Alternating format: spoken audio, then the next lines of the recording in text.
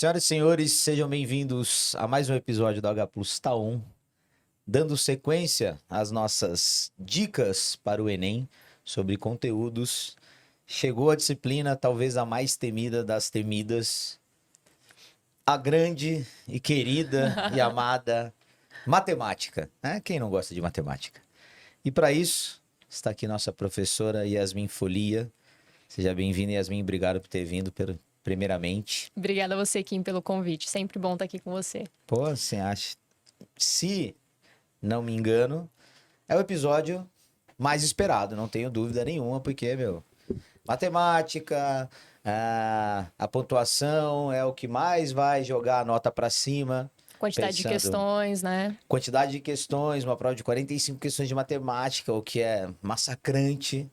Fora as 45 de natureza, então é um dia bem cansativo, a galera sai esgotada. E, é o que vai garantir uma boa prova de matemática, garante ao aluno, à aluna, um TRI alto. A verdade é essa, assim, pensando redação, matemática, ciência da natureza, ciências humanas e linguagens, é a escadinha. É isso. E para isso, você está aqui para dar dica de todas as frentes que a gente trabalha no H+, então... Para a galera de fora entender, a gente tem 3 frentes de matemática. Como que a gente divide aí? Fala para a galera que não tá no H+, só para... Até para eu entender também, porque como eu sou da biologia, né? A gente divide Mate 1, Mate 2 e Mate 3. Mate 1 fica com a parte de álgebra. Então, a gente vê funções, a gente vê equações, polinômios, números complexos. Mate 3 fica com geometria. Então, geometria plana, espacial, analítica. E o Mate 2 a gente fala que fica com o restante, mas que a gente pode dizer de um nome bonitinho, que fica com a parte mais de números que a gente fala. Então, comecinho de aritmética, falando de razão e proporção, tem matemática financeira, aí a gente fala de análise combinatória, de probabilidade, trigonometria tá na Mate 2 também. E lá no finalzinho a gente fala também de matrizes, de sistemas lineares. Então, a Mate 2 ela vai pegando... Do que não encaixou direitinho em álgebra e em geometria, a gente une ali na Mate 2. Mas são coisas que se usa nas duas frentes. Isso. Se é que eu entendi. Isso aí. Trigonometria, por exemplo, geralmente, se a gente pensar na escola, é dada junto com geometria. Uma parte mais da geometria. Sistemas lineares é dado mais ali com álgebra. Mas aí, então, a Mate 2 pega essa galera aí. Boa, fechou. Que é a minha frente. E aí, você é da... Eu dou Mate 2. Mate 2. Eu dou Mate 2 aqui no H+. Um pouquinho daqui, um pouquinho dali. Isso. Bom, você trouxe uma apresentação, o qual você disse que se dedicou. Não, eu me dediquei. Ficou bonito. E coloquei a gente ali ainda, ó. Boa, IAS e H+. IAS e H+. Gostou? 8+. Plus. Simbora, por favor. O que você trouxe aí? Ó, eu trouxe pra gente, primeiro, as incidências. Show.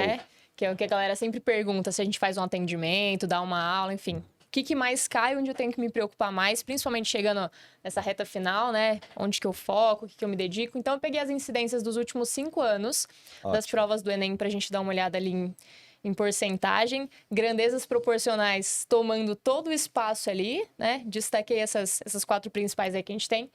Grandezas proporcionais tomando esse maior destaque, que é o que a gente vê em Mate 2, pelo menos aqui, no nosso curso. Geometria espacial, tomando ali o 2º lugar, e funções estatísticas ali, e estatística ali no 3º lugar. Elas estão juntinhas e é delas que a gente vai falar um pouquinho então hoje. Metade da prova Metade da prova tá aí. Se a gente for pensar, né, nessas de menor incidência, onde o Enem costuma dificultar mais nas questões? Probabilidade, que tá ali com 6%. Probabilidade costumam ser as questões difíceis na prova do Enem. Trigonometria também costumam ser as questões difíceis e análise combinatória. Então, essas 3 costumam ser, né, tem uma, no máximo 2 ali na prova, mas que a gente pode prever que vai ser uma questão, no mínimo, média. Mas costumam ser as questões difíceis. Do ano passado mesmo, uma das questões mais difíceis da prova foi uma de probabilidade. Sim. São questões que costumam ser longas, tem vários bullets lá, aquelas bolinhas que você tem que avaliar. Então, costumam ser aquelas que a gente prefere que o aluno deixa para o final, né? Dá uma lida nela, sabe que ela tá ali, mas não gastar esse tempo de início, assim, pelo menos. Se for para perder alguma questão, se for para perder, que seja ela. Isso, Perfeito. Pensando no TRI também, né? Isso. Então, simbora? Vamos lá. E a gente pode começar com grandezas proporcionais, que é o que a gente mais tem, então, no Enem, em termos de, pensando aí nessa porcentagem. Dentro disso, a gente tem, então, razão e proporção e porcentagem tomando espaço. É assim que ela se divide principalmente na prova. Os níveis que a gente tem dessas questões de fáceis a médias, então tem muita questão desse tipo na prova, então elas se dividem ali de fáceis a médias, dificilmente tem alguma questão que seja de um nível mais elevado. Então são questões que pra gente garantir no TRI, sensacional, dá pra garantir bem. O ruim dessas questões, que o pessoal geralmente não gosta muito, é que tem muita conta. Sim. Então, pro Enem dar uma dificultada nessas questões, ele dificulta nas contas. Então, número com vírgula, que a galera não gosta muito de mexer, fração, que eles não gostam muito de mexer. Então, para ter esse domínio, a base é saber trabalhar bem com decimais e com fração. Em porcentagem, principalmente, ideia de aumentos e descontos percentuais. Então, misturando porcentagem com matemática financeira. O Enem cobra matemática financeira não de um jeito conteudista, igual a gente costuma ver muito. Então, saber o que é juros compostos, saber o que é juros simples. O Enem não tem essa característica. A matemática financeira no Enem é cobrada pensando em termos de porcentagem. Então, ela é mais cobrada como um contexto do que como uma parte conteudista das questões. Então, é importante a gente saber trabalhar essa noção de aumento e desconto percentual, né? Tô com 30% de desconto, teve 40% de aumento, é importante saber tudo isso. Até coloquei ali entre parênteses que essas questões costumam trazer uma proposta de intervenção. Que isso acontece não só na redação, que ele quer que a gente tenha uma proposta, mas nas questões também. Tem uma das habilidades que a gente tem para o Enem, que é uma habilidade que trabalha propostas de intervenção. Então, o comando da questão é sobre você identificar o que tem que ser feito. Então, qual banco que tem que ser usado, então, para o carro nessas condições? Qual mesa que a pessoa tem que comprar, então? E para você justificar isso, aí você resolve a questão. Então, tem muitas questões desse tipo no contexto de porcentagem. E aí, eu trouxe uma dessa pra gente dar uma olhada, que caiu, inclusive, no Enem de 2022. Questões longas, que dá pra gente ver. Inclusive, quando eu mostrar o modo com que a gente resolve ela, uma das dicas é ter que ler ela somente uma vez. Que o tempo que a gente perde lendo as questões, principalmente de matemática, é onde dá pra você ganhar tempo ali pras outras. Então, essa é uma questão que, num geral, ela fala sobre um médico que ele recomenda ali ingestão de água. E aí, à medida que a gente vai lendo a questão, ele fala que para cada hora de atividade física que você faz, você perde 1,5 kg de sua massa. Então, a cada hora de exercício que eu faço, eu perco 1,5 kg de massa. Perfeito. E aí, o que esse médico recomenda? Que depois que você terminou sua atividade física, você tome uma quantidade de água que seja 40% a mais do que você perdeu. Então, fez lá a sua atividade, perdeu 1,5 kg a cada hora, terminou a atividade, bebe uma quantidade de água que seja 40% a mais do que você perdeu. E aí ele dá pra gente, né, o que aconteceu. Teve uma pessoa que ingeriu, então, 1,7 litros de água e ele quer saber, então, quanto tempo que essa pessoa ficou, né, fazendo esse exercício. Então, é um super textão, mas é essa ideia. Lê uma vez, com atenção, para entender isso que a gente fez. O que eu te contei é como se te contasse uma fofoca. Não, Kim, falei com o meu médico, ele falou assim, assim, assado. É assim que tem que ser a leitura dessas questões longas. Perfeito. Entender o que está acontecendo. E ele dá as respostas pra gente em intervalos. Isso é um gatilho pra gente entender que, muito provavelmente, a resposta que a gente chega resolvendo Tá entre uma coisa e outra. entre uma coisa e outra. Então, vai ser um número quebrado, ou seja, é uma questão que te permite fazer aproximações. Esse é um bom gatilho. Perfeito. Viu que as alternativas têm um modelo de intervalo? Abusa das aproximações, principalmente quando elas têm um bom espaço ali, né? Ó, 35 e 45, 45 e 55, dá pra aproximar bem. Vamos ver como que era a resolução dessa questão? Como que a gente chegava nisso, então? Ó, primeira coisa que eu fiz ali nessas primeiras linhas foi pegar algumas partes do enunciado que eram importantes. Então, isso a galera pode fazer, pega o lápis, Sim. dá uma riscada, dá uma circulada, porque isso garante que eu não tenha que ler esse texto de novo. Separa ali no canto Já do separa texto, tudo enfim. ali, não tem que ler esse texto de novo. Então, ó, o que era importante? A perda média para cada hora, 1,5 kg. 1 litro de água é 1 quilo, então não se preocupar com essa ideia de litro e quilo, estamos falando da mesma coisa. 3 horas seguintes ao final da atividade, então depois que você acaba as atividades, sempre ingere 40% a mais que a massa perdida. E o que o comando está falando pra gente? Uma pessoa ingeriu 1,7 litros de água após terminar. Então, olha o modo com que eu coloquei a resolução dessa questão. Sempre pensando em você ganhar espaço, inclusive, na prova. A galera tem muita ansiedade de ler, ou já quer escrever, sai escrevendo. A prova fica cheia de coisa, te dá mais ansiedade ainda. Então, o que é importante aqui, ó? Eu não sei quantas horas de atividade ele fez, é justamente o que eu quero encontrar. Já chamei de X. Então, em X horas de atividade física, eu sei que ele perdeu 1,5 vezes X, porque é 1,5 a cada hora. Se ele ingeriu 1,7 litros e o próprio enunciado me disse que isso é 40% a mais do que ele perdeu, então isso daí é 40% a mais que esse 1,5x. Perfeito. Isso a gente já sabe. Então, o que eu estou fazendo aqui? Eu estou interpretando de novo a questão, só que em termos matemáticos.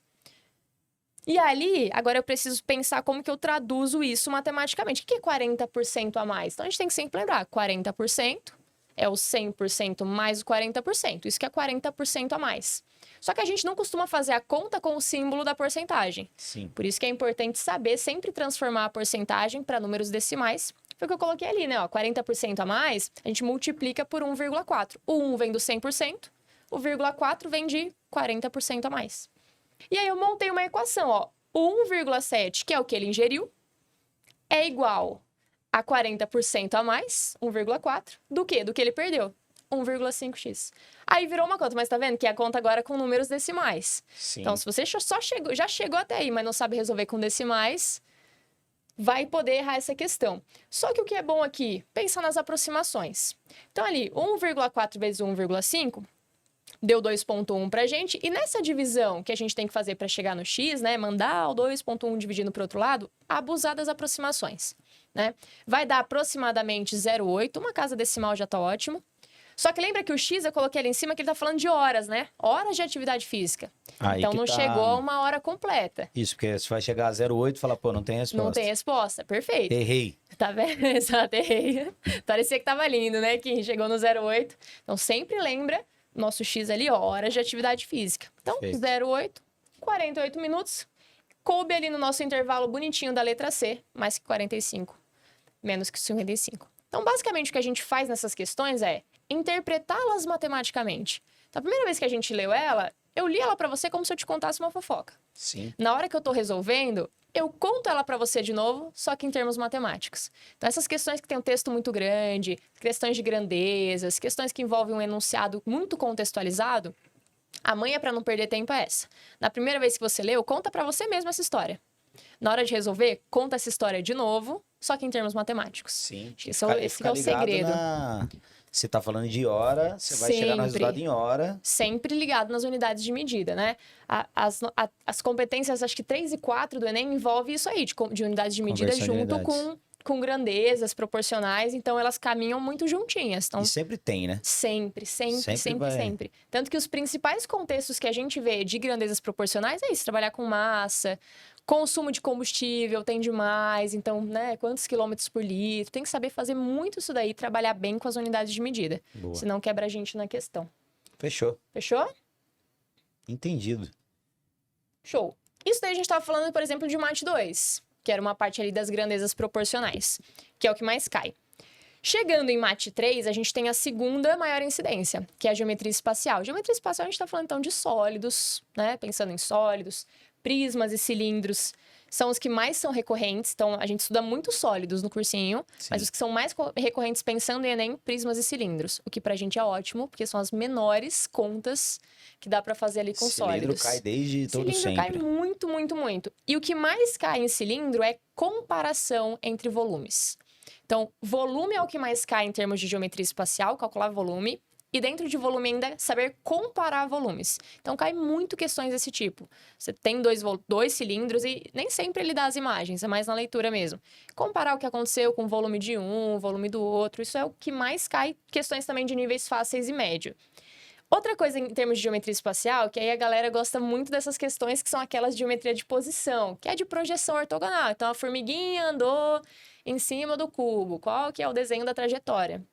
Isso cai demais. A cadeira vista de lado, a cadeira Sim. vista de frente. Então, essas são questões que costumam ser de fáceis a médias. Elas eram mais fáceis antes. O Enem está tendendo a dificultar mais essas questões. Então, assim, são questões que a gente tem que tomar cuidado, que elas são feitas para você ir no intuitivo, e nem sempre o intuitivo ali tá com uma base matemática forte. A gente tem que tomar bastante cuidado dessas questões de geometria de posição. Coloquei ali, ó, vistas de sólidos, então, vista superior, vista inferior. E as projeções ortogonais, que são as sombras das trajetórias. Então, todo ano cai. Ou é uma formiga que está caminhando, é uma aranha. Eles mudam só o animal todos os anos. Mas que está caminhando em cima de algum lugar e tem que ver a trajetória. Então, Vai ter algum animal com caminhando. certeza tem. Com certeza tem. E aí eu trouxe pra gente uma questão para mostrar esse lance da comparação de volumes. Uma questão do Enem de 2020 e ela também é de nível médio. E aí ela fala que a gente tem lá uma loja de materiais de construção que tem 2 tipos de caixa d'água. Tipo A e tipo B. Esse início já é um gatilho para saber que ele vai comparar alguma coisa. Perfeito. Tanto que a gente vê que no nosso enunciado, a única coisa numérica que a gente tem é aquele 25%, só de bater o olho. Aí as duas têm formato cilíndrico e têm o mesmo volume. Mas ele dá uma diferença entre as alturas. A altura do tipo B é 25% da altura do tipo A. E com isso ele quer que a gente saiba uma relação entre os raios, sendo que ele diz que R, aquele Rzão, é para a gente considerar como raio da caixa do tipo A. Então precisa encontrar o raio da tipo B, que ela tem a ver com esse raio da tipo A. E para essas questões, eu sempre tenho um macete que eu passo para o pessoal, que é o seguinte. Questões de comparação, o que ele menos quer é que você faça conta. Ele quer que você lembre da fórmula e que principalmente você identifique variações, mudanças. Então, por exemplo, destaquei ali o que é importante também, elas têm o mesmo volume, isso é importante, e a altura do tipo B é 25% da altura do tipo A. Uma coisa importante que a gente tem que saber aqui é enxergar o 25%, né, como uma fração, isso é 1/4, né? 25%, 1/4. Então, até coloquei ali duas coisas que a gente tem que lembrar em termos de conteúdo. O volume do cilindro, que é usado por aquela fórmula, qualquer cilindro, πr² vezes a altura. Isso tem que lembrar. E coloquei ali a relação que ele deu pra gente, né? A altura do B é 1/4 da altura A.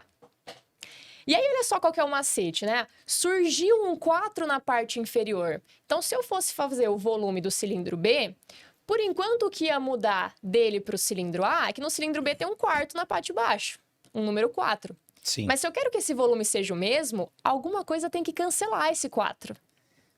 E para o 4 da parte de baixo ser cancelado, tem que surgir um 4 na parte de cima. Porque falou que é o mesmo volume, Porque né? é o mesmo volume, pensando em manter. Então, sempre que a gente está com essas questões de comparação, quase sempre é a ideia de manter algo e você enxergar o que precisa para manter. Se aquele 25% faz surgir um 4 na parte inferior, você tem que dar um jeito de surgir um 4 na parte superior. O π não muda de valor, ele é um constante. Quem tem que mudar ali é o R. Se o R não tivesse aquele quadrado, Seria o 4. 4. Só que como ele tem aquele quadrado, eu tenho que considerar o 2, porque aí o 2 ao quadrado vai virar o 4. Então tá vendo que a gente sem precisar escrever nada, basicamente, a gente resolveu essa questão de comparação. Então, precisa ser o dobro do raio. Isso aí faz você ganhar tempo na prova, não ter que ficar escrevendo, você ganha espaço também, e questão desse tipo cai adoidado. Eu erraria se eu não estivesse aqui conversando com você. Sério? Agora eu vou acertar. Agora você vai acertar. Vou? Mas é isso, tá vendo? Ela é um pouco conteudista porque você precisa da fórmula, né? Ah, e não sim. são todas as questões do Enem que te exigem fórmulas. Mas essas de comparação, sabendo a Mas fórmula... é uma fórmula que vai Ah, não, de boa. Tranquilinha. bastante democrática. Isso. Todo mundo já ouviu falar Já sobre ouviu essa falar fórmula. dela? Não, até quando a gente pensa em prismas e cilindros, eles têm a mesma fórmula. É sempre a área da base e a altura. Isso. Só que como o cilindro, a área da base dele era de um círculo, fica o πr². Então, democrática, também acho. É o quadrado. Tá vendo? A gente só que resolve vezes a ela altura. de um modo muito mais teórico do que escrevendo coisa. Então, são questões que dá pra gente ganhar super tempo também. Perfeito. É Show? aquilo, né? Quando coloca número com letra, aí já bagunçou Aí já tudo. complica. Não, mas essa aí... Muito melhor ser assim do que muita conta. do pra que falar a muita verdade. coisa, É só exatamente. interpretar ali certinho e lembrar da fórmula. Lembrar da fórmula. É isso. Show. Não ficar com aquela ansiedade de escrever muito também. Escreve o básico, com aquilo você analisa. Aí você vê se tem que escrever mais. Gostei. Foi? Boa. Chegamos nelas, as funções. São Galera as não queridinhas. gosta A muito, galera né, não de gosta função. muito. Ó. Porque funções a gente vê muitos tipos de função, né? Então, função, É. você passa ali praticamente um semestre inteiro vendo só funções de muitos tipos. São as queridinhas da FUVEST, mas não chegam a ser queridinhas do Enem. Então, no Enem cai funções? Cai. Mas cai funções principalmente pensando em análise gráfica. Porque Show. as funções, no geral, para a gente trabalhar com funções, elas são muito conteudistas. E, por enquanto, não é o objetivo do Enem ter essa 100% essa pegada. Então, cai funções? Cai. Mas, principalmente, que eu coloquei ali com análise gráfica. Mas, por mais que seja gráfica, a galera subestima os gráficos. Geralmente, principalmente questões de nível médio. São principalmente Não é questões... porque tem gráfico que é fácil. Isso, É isso. principalmente, isso mesmo.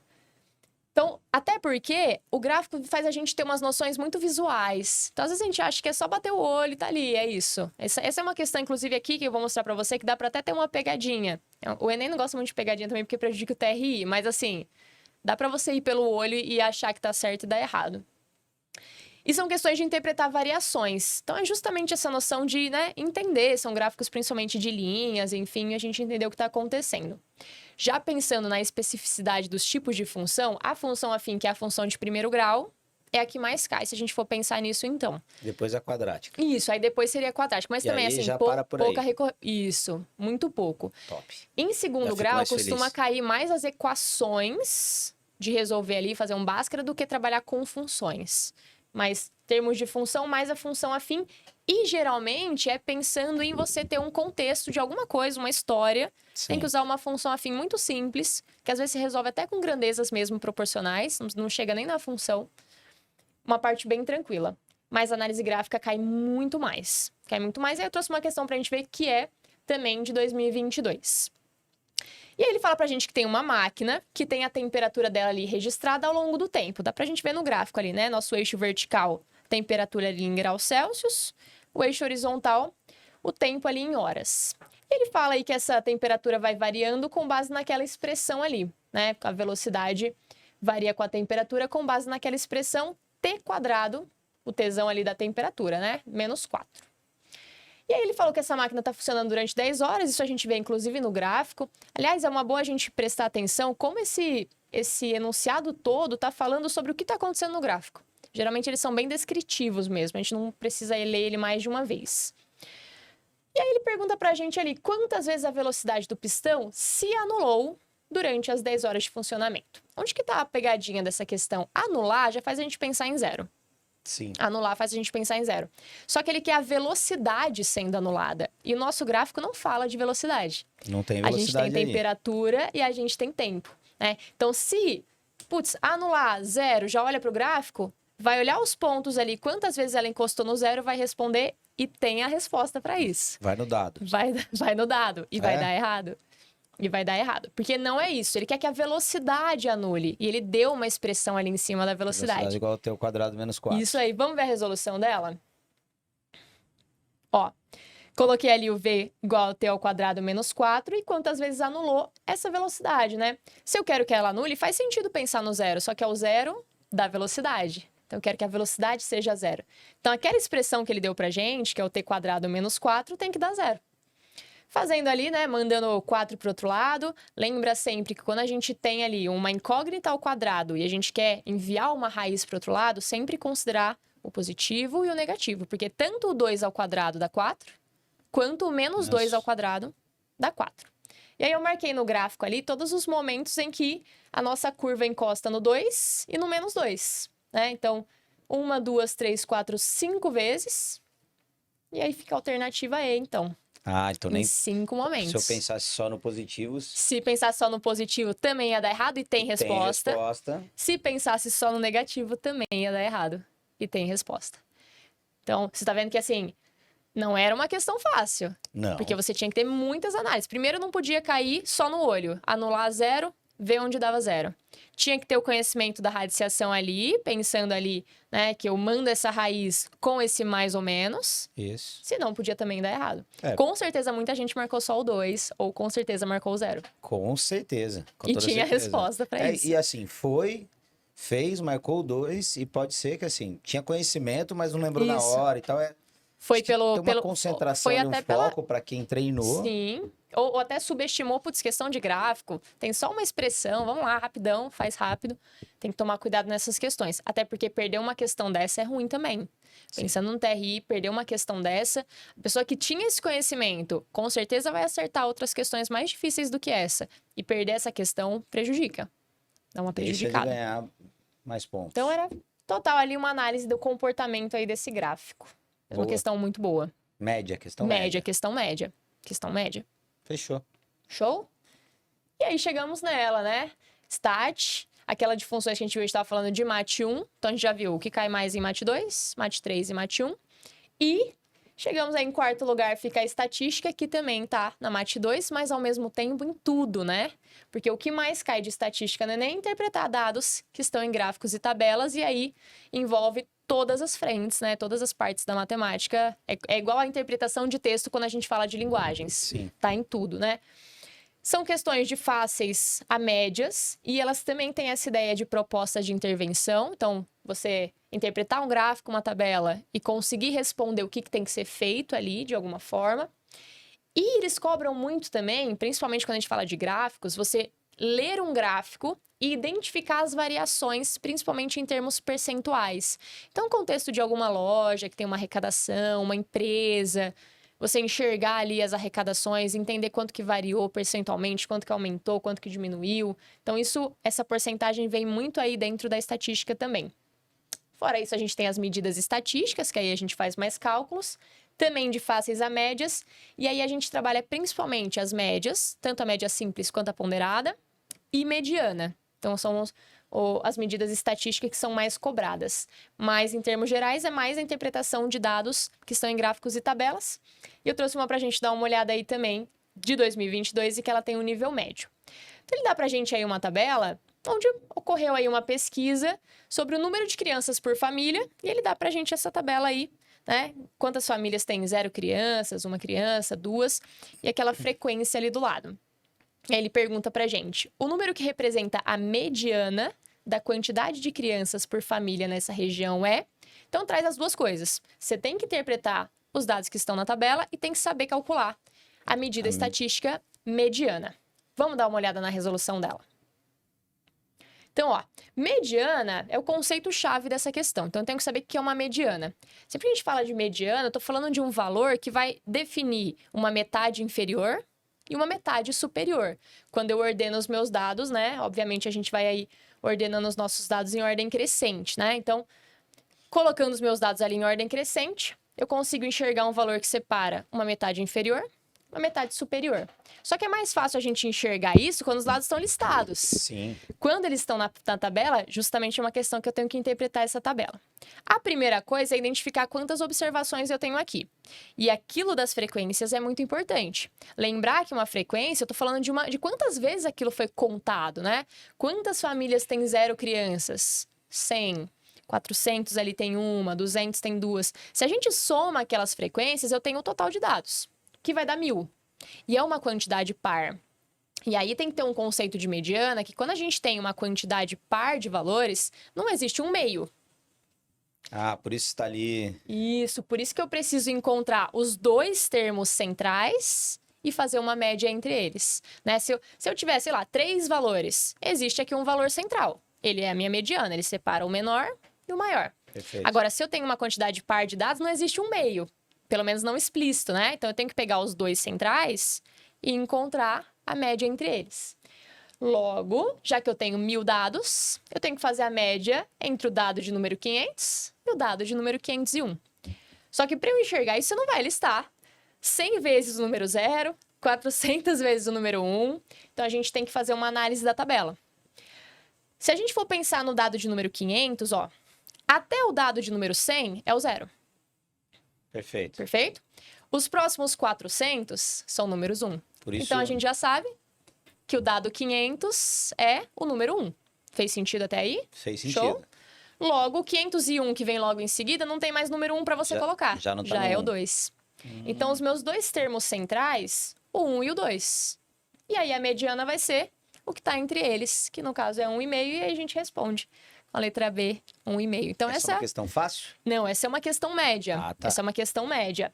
Tem que saber o conceito de mediana, Isso. principalmente, e como aplicar a mediana nesses dois tipos de conjuntos de dados. Um conjunto com um número par de observações, que foi o nosso, um conjunto com um número ímpar de observações, que seria um outro caso, que aí a gente teria exatamente um termo central. Se fosse o ímpar, daria certinho. Isso, se fosse o ímpar, daria certinho um termo que está bem no meio. Daria certinho. E aqui, o que eu acho que era talvez o mais complicado era a interpretação da tabela. Porque se os dados estão listados, Perfeito. é muito mais fácil a gente ver isso, né, no visual. Você tinha que chegar ali nos 500 até o número 1, 501 já pulava pro 2, Perfeito, é isso mesmo. Isso aí. É. Curtiu? Curti. Pô, curti É demais. isso aí. Eu acho que Tivemos eu vou acertar mais do que eu achava. Vai sair bem nessa, Kim? Pô, gostei da sua aula. É isso, acho que esses são os 4 principais temas que a gente tem que dar uma atenção, né? Para quem quer dar uma corrida agora pensando no Enem, o que vejo mais em matemática agora, esses são os 4 principais temas, né? Putz, já tô indo muito bem nesses. Quero focar nas questões que são as mais difíceis para eu gabaritar. Probabilidade, análise combinatória e trigonometria. Essas são as 3, e aí Vai atrás das provas anteriores. E né? aí, com certeza, é isso aí. E varia muito também, por exemplo, a prova do ano passado não teve nenhuma questão de trigonometria. Teve nenhuma questão de trigonometria. A galera até ficou meio assim, sempre tem, não teve nenhuma. Mas teve uma super difícil de probabilidade. Então, assim, vai fazendo as provas anteriores. Obviamente tem suas variações, mas o máximo de repertório que a gente tiver, tá ganho, isso. é nosso. Perfeito. Beleza? Quer dar um recado final pra galera aí que vai fazer prova, enfim. Vamos aqui, vamos nessa aqui do meio, pode ser então? Ou a Essa de aqui, lá? ó, a produção. Essa daqui? Bom, ó, vamos estudar pelas incidências agora. Acho que esse é o momento. Acredito que não é o momento a gente aprender nada novo do zero. Acho que só vai atrapalhar. Então, vamos pelas incidências, né? Ver o que você mais tem dificuldade. Se faz parte de incidências altas, foca naquilo. Lembra que o Enem, ele é o TRI. Então, faça uma prova, né, com coerência. Não vai fazendo de qualquer jeito as questões, né? Tenha um modelo ali, pega uma orientação, procure orientação. Se você é do nosso cursinho, você tem aí muitas pessoas para te orientar. E acreditem em vocês, acho que isso é muito importante, né? Acreditem no potencial, em toda a dedicação, em todo o esforço, tudo isso que a gente vem construindo ao longo aí desse ano. E nós estaremos sempre aqui, né, Kim? Sempre Se estaremos estiver aqui. precisando.